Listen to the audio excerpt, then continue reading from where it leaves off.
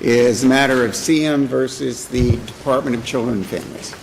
Good morning, Counsel. Good morning, Your Honors, and may it please the Court. This is Catherine Riggins. I am Catherine Riggins for the appellant CM. Your Honors, we are here on an administrative appeal of a denial of a, an application for adoption, not a petition for adoption. Ms. Riggins, you want to reserve some time for rebuttal? Oh, yes, Your Honor. 2 minutes for rebuttal, Sure. Please.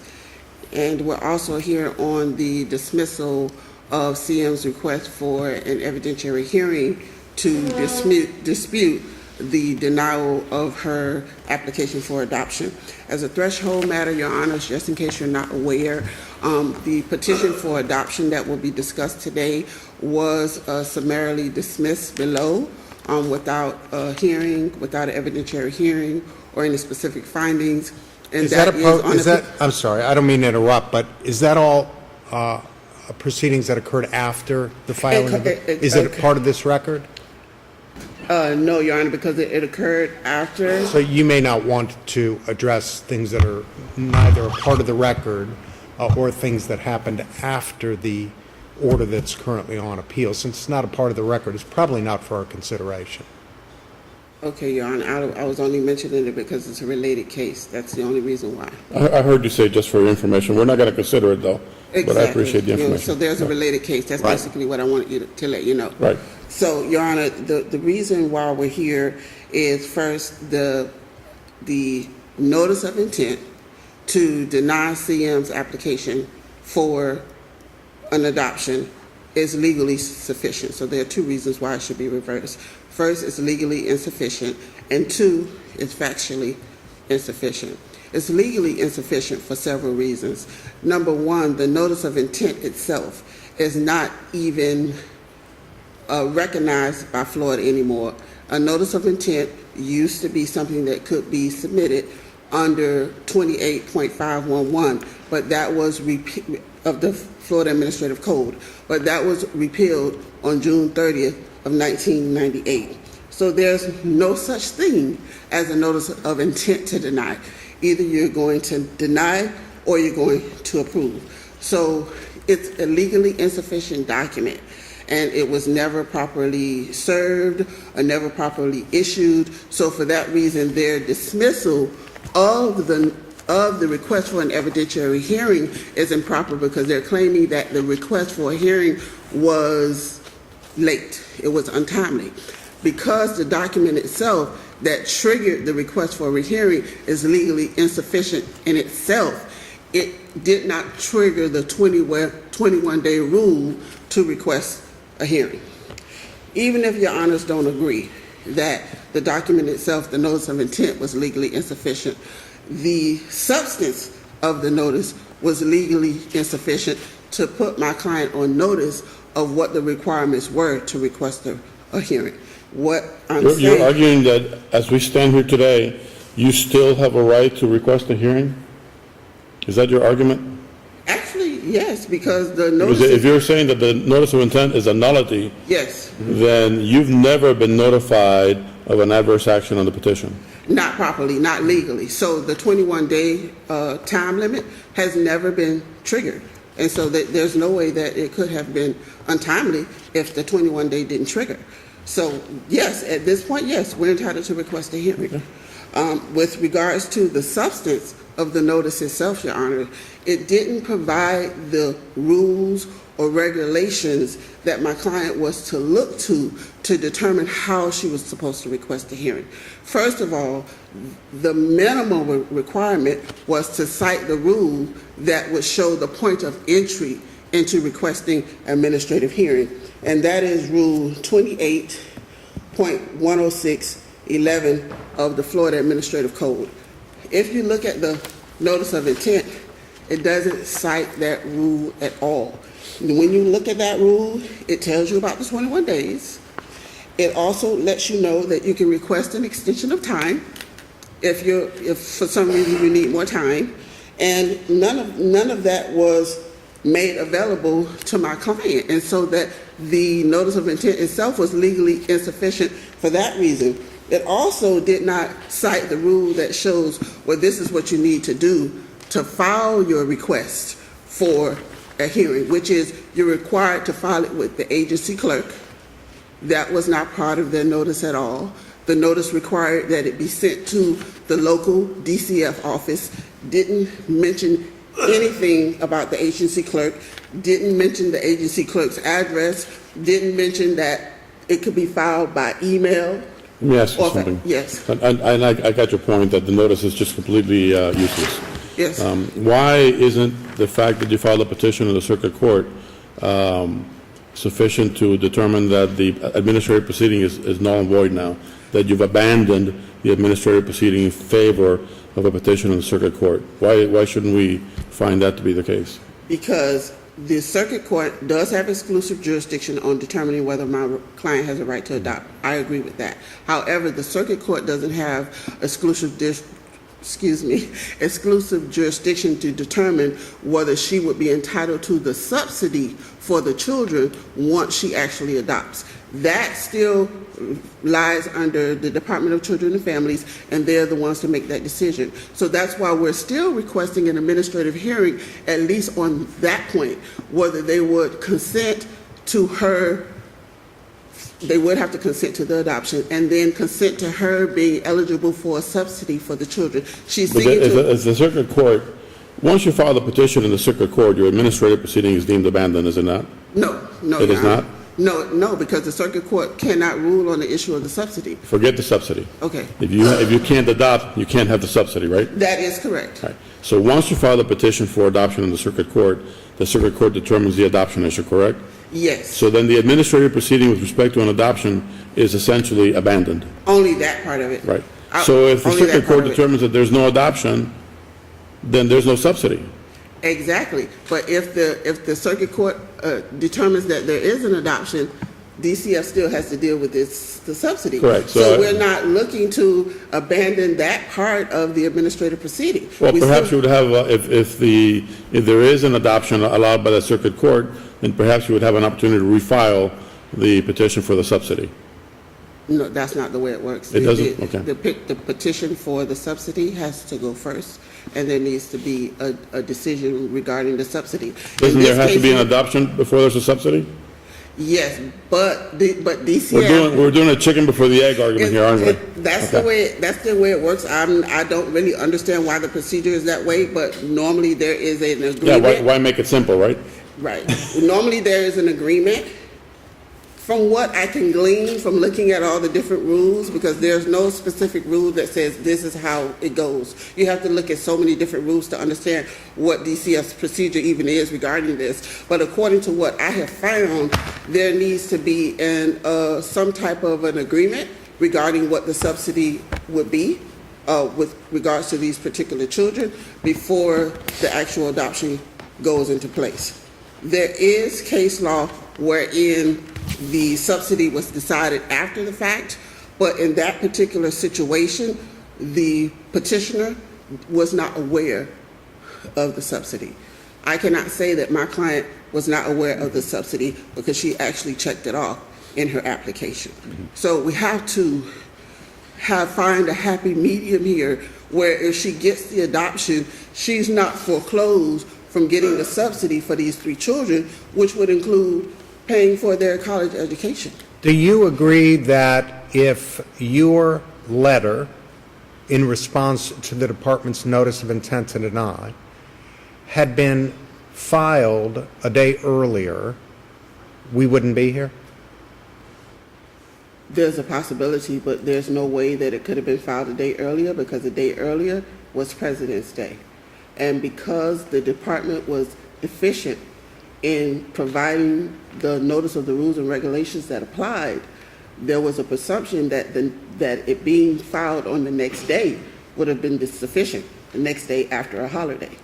The department was open that day, though mail was not being delivered by the U.S. Postal Office. Is that right? Right, and So if you had hand-delivered your response and request for a hearing on February 15th, instead of it being delivered by mail on February 16th, this appeal would have been unnecessary. Is that true? it is possible, but Your Honor, the response had already been sent out by mail on February the 11th. But nothing And- prevented a copy of that response from being hand-delivered to the department on a date on which it was open, but mail service was not being made? According to the rules, which were provided after the fact in the order to show cause, there's only one method of delivery. You can only do one method of delivery. And the problem in this case is that the department did not provide all of the different methods of delivery. The letter was sent out on February 11th. If the department would have provided the proper notice that it could have been emailed or faxed, I could have emailed it and faxed it on February 11th and got rid of the whole issue regarding the mail. But I sent it by mail, and I did it by certified mail. When did you receive it?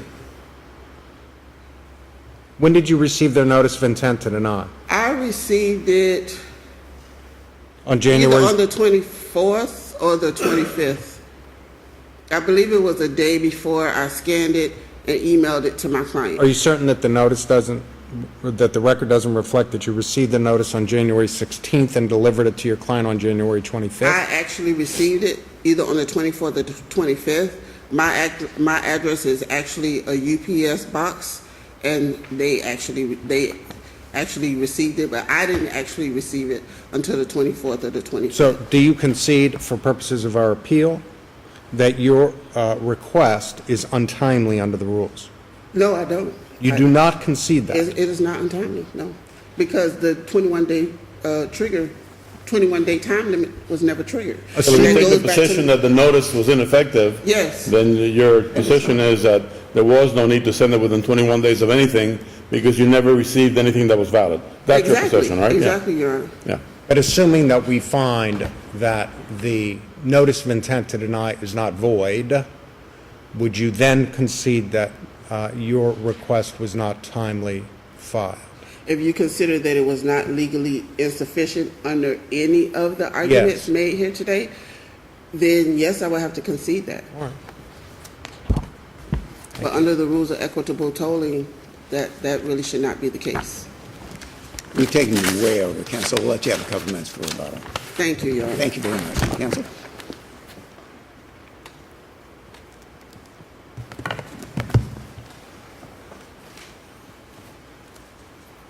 Morning. May it please the court. Good morning, Your Honors. Leslie Hines on behalf of Florida Department of Children and Families. We touched on a lot of issues. I want to try to get to them. But basically, the fundamental issue here is one of waiver of the administrative hearing rights. And By the that's, filing of the petition? excuse me? By the filing of the petition? By in the the circuit court? untimely, by the department's receipt of the petition outside of the 21 calendar day window. And But if she's arguing that the notice is ineffective, Yes. so the 21-day window would never be triggered.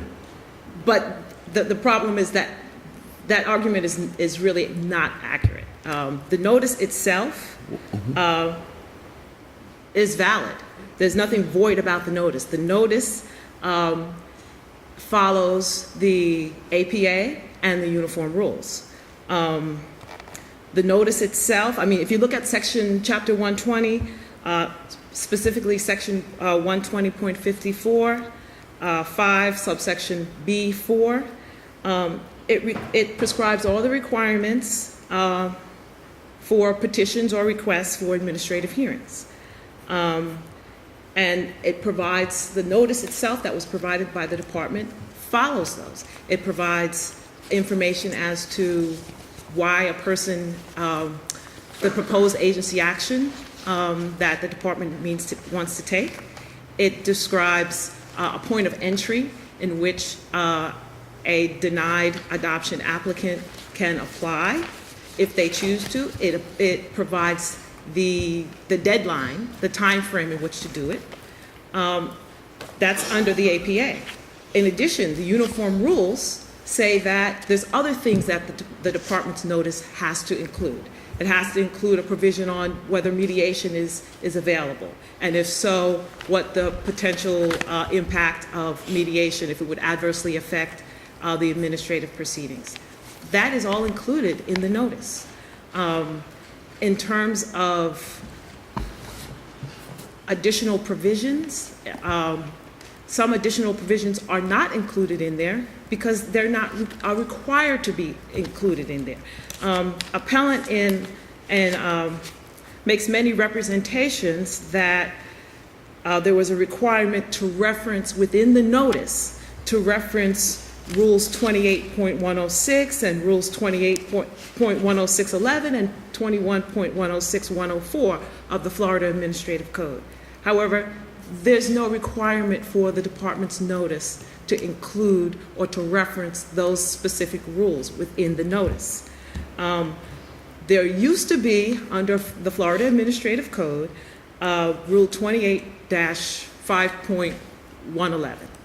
And under that code provision, there was a requirement that the notice include and reference the agency's procedural rules.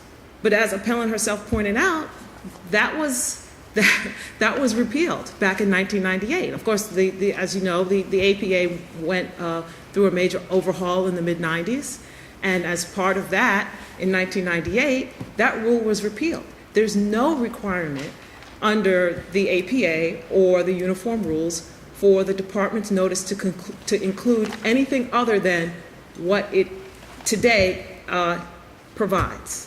So it's a legitimate and valid notice. It goes into some detail as to why the department's decision that it's not in the best interest of the subject children to be adopted by appellant, why the department reached that decision. It goes into some detail about that. It certainly provides her notice as to that. It also lets appellant know what the agency's intended action is. The agency's intended action, proposed action, is to deny her adoption application. It also tells her that she has 21 days, if she contests the department's decision, she has 21 days in which to request an administrative hearing. And the 21-day period is even more friendly to the appellant because ordinarily it would be 21 days from the date of mailing of the intended, under any other area of law, or almost any other area. But here it's 21 days from receipt, Definitely. right? It's 21 days from receipt. Now, I'm not sure how this court calculates that. I calculated 21 days from appellant counsel's receipt. But even if we calculate it from 21 days of the date that appellant's counsel said she gave it to her client, it's still untimely, is it not? Exactly. I mean, even viewed in the light most favorable to appellant, it's still the department still received her request for hearing outside of the 21-day window. Only because the U.S. Postal Service didn't deliver on a date when the department happened to be open, right? Because it was a federal holiday but not a state holiday. Right, and under the statutes, it would be great if the department was closed on every federal holiday as far as I'm concerned, but it wasn't. So it's a state holiday. We go with the Florida statutes. We follow the Florida statutes. The department was open for operation, and she did not have to wait until the 21st day. She had 21 days. We have people that respond within a day, within 2 days, within 3 days, within 4 days. You wait that long at your own peril, correct? Yes, Your Honor. I mean, you take your chances. If it's important enough and you choose to kind of use the slowest service to deliver something and the U.S. Postal Service decides, okay, we're not operating because it's a federal holiday, but the department is open on that day because Did she it's have not the a option state to hand holiday. deliver? Certainly. Yeah. Certainly. We have people that hand deliver. Yes. I wanted to touch on a few other things, if I may. Judge Fernandez touched on it. For some reason, appellants seem to conflate the adoption application with the adoption subsidy. The administrative proceeding for the adoption is separate from an administrative proceeding for an adoption subsidy. So if, for example, in this instance, if the circuit court decided for some reason, even though in 2014 the dependency court actually in an order of modification of placement, removed these very same subject children from this very same appellant. But if the circuit court were to reverse itself and say, you know, I agree, and I think that we should enter another order on modifying the placement of these subject children, and we should place them with this appellant, and with the intention of appellant being able to adopt these children. And if the issue of adoption subsidy at that point came up, and she was denied adoption subsidy, she would have a right to an administrative hearing. There's nothing in terms of adoption subsidy. This is separate from whether or not the department is consenting to this particular adoption. It's a separate proceeding. It's separate. That's why if you look at the notice of intent, there's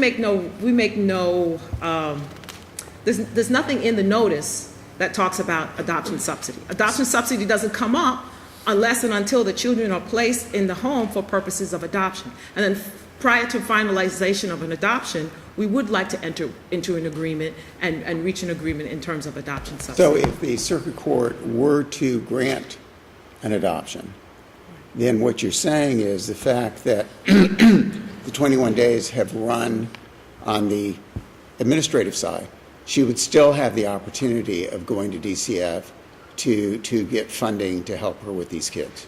Adoption subsidy. Adoption Yes. subsidy. Yes. And in terms of college tuition, that's separate and apart from adoption But I subsidy. mean, the adoption subsidy is not blocked or barred if the circuit court were to go ahead and grant it. I'm sorry. If the circuit court were to go ahead and grant the adoption, you're saying the adoption, the avenue to try and get adoption subsidy is not barred. Exactly. Exactly. It may not be an issue. I mean, we may just agree on it if it comes to that. But this is a separate proceeding. It doesn't foreclose someone from coming in the future, depending upon the situation that happens in the dependency court. Gotcha.